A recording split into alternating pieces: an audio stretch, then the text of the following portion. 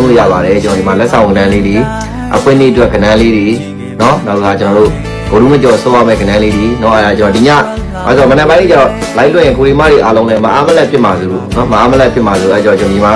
live လေးတွေမှာအားလုံးပဲကျွန်တော်တင်ပေးစရာလေးတွေကိုရီမတွေအားလုံးပေးချင်တာလေးတွေအားလုံးပဲရွေးချယ်ပြီးတော့တင်ပေးချင်လို့ပါနော်မင်္ဂလာပါညီလေးရဲ့မင်္ဂလာပါအေးဆေးပဲတော့အဆင်ပြေတဲ့သူတွေမှာကြည့်လို့ရပါတယ်เนาะပြီးတော့မှ like ပြီးတော့မှလည်းဝင်ကြည့်လို့ရတယ်เนาะဒါကျွန်တော်ရဲ့ကိုရီမတွေအားလုံးပဲเนาะဂျာမို့လဲကျွန်တော် like ထဲမှာကျွန်တော်နဲ့ဒါနည်းနည်းလေးเนาะဟိုအဆင်ပြေမယ်ဆိုရင်လည်းကြည့်ပေးပါ like လေးပါပြပြအစအဆုံးပေါ့เนาะအဲ့တော့ဗာပဲဒီ like လေးကိုကြည့်လိုက်ပါเนาะဒီ like လေးကိုကြည့်တော့ကိုရီမတွေအားလုံးအတွက်เนาะဒီမှာအဆင်ပြေမဲ့အားတွေပဲကျွန်တော်တီးတဲ့ထုတ်ပေးရတယ်เนาะအဆင်ပြေမဲ့အားတွေပဲတီးတဲ့ထုတ်ပေးရတယ်ဗျာဗာပဲကျွန်တော် like ကိုကြည့်ရတဲ့သူတွေအားလုံးပဲလုံးဝเนาะဗာပဲပြပြအဆင်ပြေအောင်နော်အကောင်းဆုံးလေးဖြစ်အောင်နော်အကောင်းဆုံးလေးပဲဆိုပေးရတယ်မင်္ဂလာပါညီလေးရေမင်္ဂလာတိုက်တဲ့အချိန်လေးညီလေးအားပေးပါတယ်ဟုတ်ကဲ့ပါ